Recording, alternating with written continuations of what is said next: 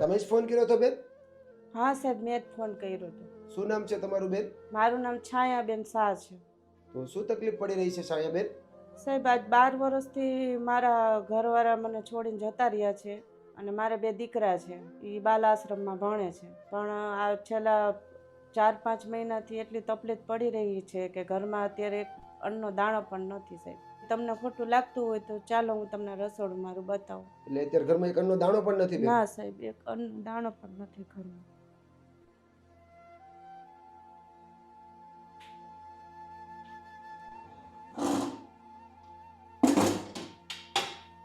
જો સાહેબ, ડબ્બો ખાલી છે કે?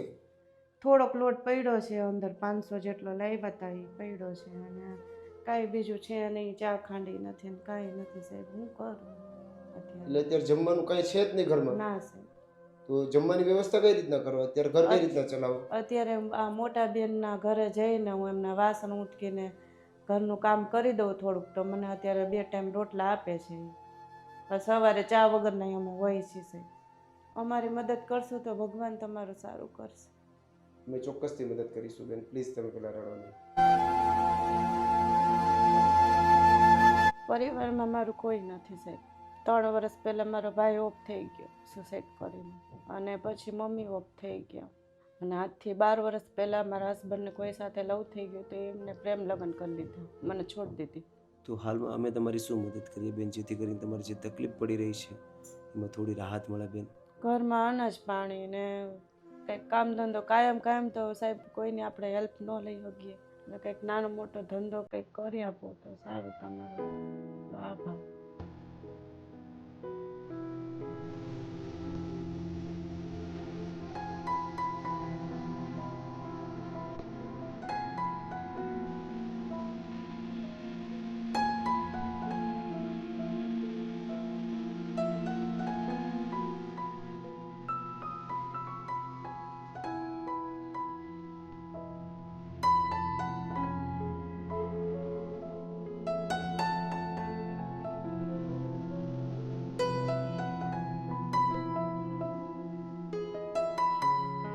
તો બેન આજે કેવું લાગે છે? રોજગાર પણ ચાલુ થઈ ગયો છે અને સાથે 1 વર્ષ ચાલે એટલું રાશન પણ આવી ગયું છે, તો કેવું લાગે છે બેન આજે રોજગાર ચાલુ થઈ ગયા પછી?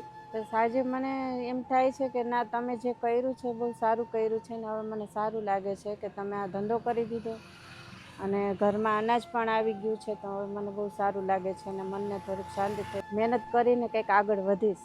તમે અમારા માટે ભગવાન થઈને આવ્યા છો.